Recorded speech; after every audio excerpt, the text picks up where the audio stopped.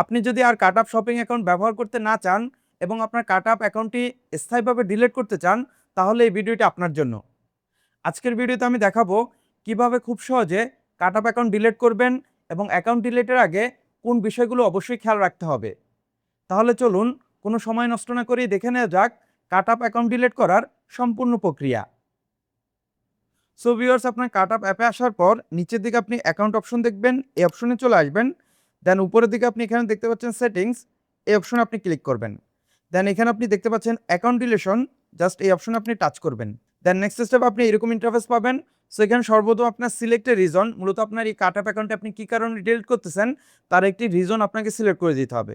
So আপনি এখানে যে কোনো একটি রিজন সিলেক্ট করে দিতে পারেন। সো আমি এখানে সর্বপ্রথম যেটা আছে আই হ্যাভ অ্যানাদার অ্যাকাউন্ট, এটা সিলেক্ট করে দিব। দেন নিচের দিকে আসলে আপনি এখানে একটি নোট দেখতে পাচ্ছেন।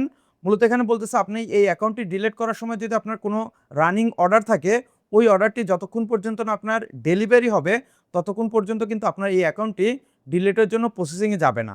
আর যদি আপনার কোনো অর্ডার পেন্ডিং না থাকে, মানে ডেলিভারি হওয়ার জন্য কোনো অর্ডার যদি পেন্ডিং না থাকে, তখন আপনার এই অ্যাকাউন্ট ডিলিট রিকোয়েস্ট করার 24 ঘন্টার ভিতরেই আপনার এই অ্যাকাউন্টটি ডিলিট হয়ে যাবে। এরপর কিন্তু আপনি আবার ব্যাক মানে ফিরিয়ে আনতে পারবেন না এই অ্যাকাউন্টটি। সো আপনার রিজন সিলেক্ট করার পর নিচে রিকোয়েস্ট অ্যাকাউন্ট ডিলিশন অপশনে আপনি টাচ করবেন। দেন আপনি দেখতে পাচ্ছেন your account has been successfully deleted, এর মানে আমাদের এই অ্যাকাউন্টটি ডিলিট হয়ে গেছে। এখন যদি আমি এই অ্যাকাউন্ট অপশনে ক্লিক করি, এখানে আপনি দেখতে পাচ্ছেন আমাদের অ্যাকাউন্টে কিন্তু লগ ইন করা নাই, লগ আউট হয়ে গেছে এবং লগ ইন ইন্টারফেস চলে আসছে। সো ভিউয়ার্স, এই মাধ্যমে খুব সহজে কাট আপ অ্যাকাউন্ট আপনি পার্মানেন্টলি ডিলিট করে দিতে পারেন। সো সম্পূর্ণ ভিডিও জুড়ে আমি সজীব ছিলাম আপনাদের সাথে। দেখা হচ্ছে পরবর্তী নতুন অন্য কোনো এক ভিডিওতে। ভালো থাকবেন, সুস্থ থাকবেন। আল্লাহ হাফেজ।